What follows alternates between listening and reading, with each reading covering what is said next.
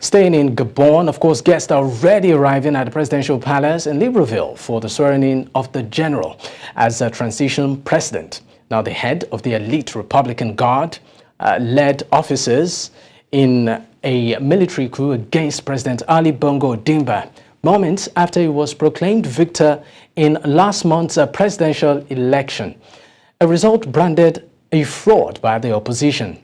Gabon's opposition utterance 23 Alliance had remained silent since the coup, but on Tuesday called on the military leaders to acknowledge its victory in the elections. Now, international affairs analyst Ambrose Igboke from Lagos, Nigeria, joins me on the news for more on this. Thank you so much for your time. Good afternoon. Thank you for having me in the news.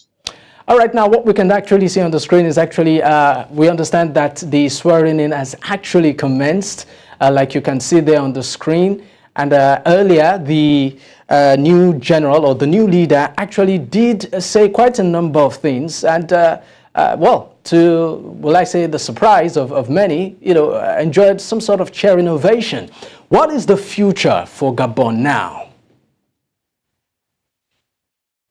Before I want to answer about the future of Gabon, I want to talk about the past of Gabon.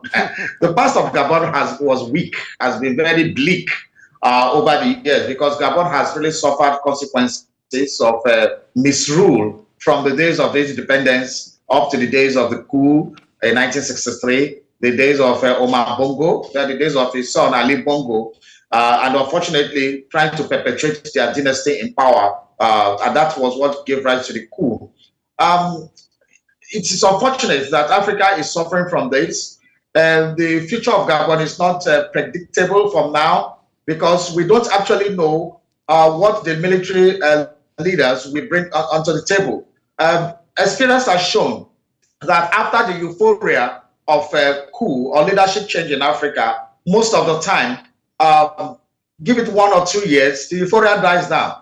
I will go back to the same cycle of misrule, the same cycle of poverty, the same cycle of underdevelopment. That has been the fate of Africa, both on the civilian and the military leaders, since the past 60 to 70 years. So what we have now is another euphoria that has come in the history of the Gabonese, yet in another African country. But as of the future is not predictable. We need to watch and see if this crop of military leaders are going to do anything different. But military is not, part of modern governance, and they should do as quickly as possible to conduct a fresh election in Gabon and as a handover, or try to validate. If they say Ali Bongo did not win, his party did not win, who won? If the electoral body can be asked to validate or appoint to electoral body so that the election can be done quickly. And elections can be done under 1 year. I mean, Abdusalam Abubakar of Nigeria was able to prove that elections can be done under 1 year, from military to civilian. He did it. He took over, I think, in June 1998, and by May 1999, he has handed over. So it can be done. Elections can be done within 10 months, 9, 10, 11 months. So to show that the military really came to liberate the people, they have to hand over as quickly as possible. Otherwise, it will show that they are just being selfish.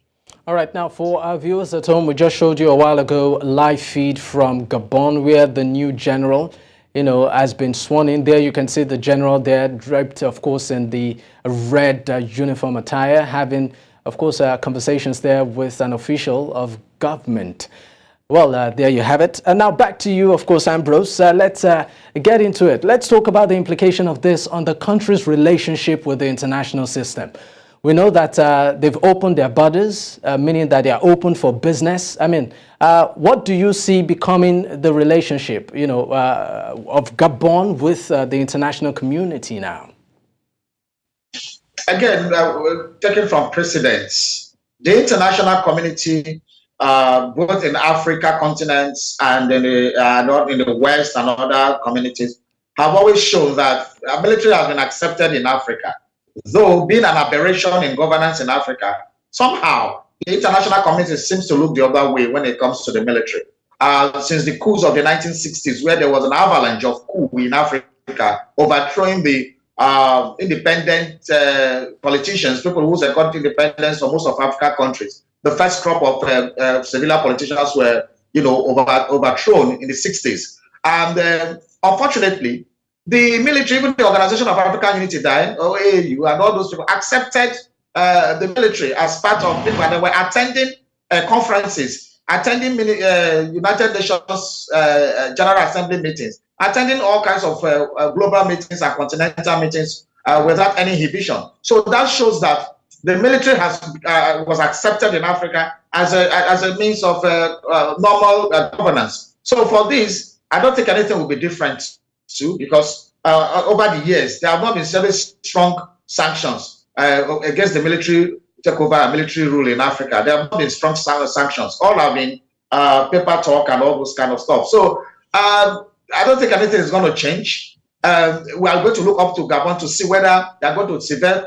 France will still be in charge, as far as I may know.